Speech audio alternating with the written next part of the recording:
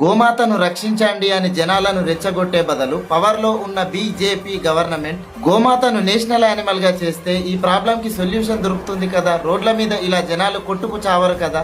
భారతదేశంలో ఉన్న జనాభా అందరూ ఒప్పుకున్నా సరే ఆవును జాతీయ జంతువు చేయరు. ఎందుకంటే ఆవును జాతీయ జంతువు చేస్తే పెద్ద పులికి దొరికినంత లీగల్ ప్రొటెక్షన్ ఆవుకి దొరుకుతుంది. దాన్ని కమర్షియల్ మిల్క్ బిజినెస్ లో వాడుకోవడం నేరం. అలాగే ఎక్కువ పాలు ఇవ్వడానికి హార్మోనల్ ఇంజెక్షన్స్ ఇవ్వడం కూడా నేరం అవుతుంది. పాల ఉత్పత్తిలో టాప్ 1 లో ఉన్న ఇండియా కమర్షియల్ గా లక్షల కోట్ల బిజినెస్ లీగల్ గా చేయడం కుదరదు. సగం డైరీ ఇండస్ట్రీలు మూసుకోవాల్సి వస్తుంది. ఆవును గోమాత అంటారు కానీ రియాలిటీలో ఆవును ఒక బిజినెస్ ఆబ్జెక్ట్ లాగా చూస్తారు.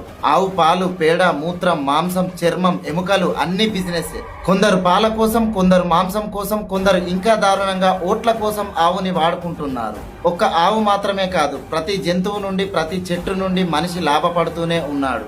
ఈ ఎంటైర్ సిస్టంలో నష్టపోయేది మాత్రం నోరు లేని జీవులు, వాటి కోసం కొట్లాడే మనుషులు. దిస్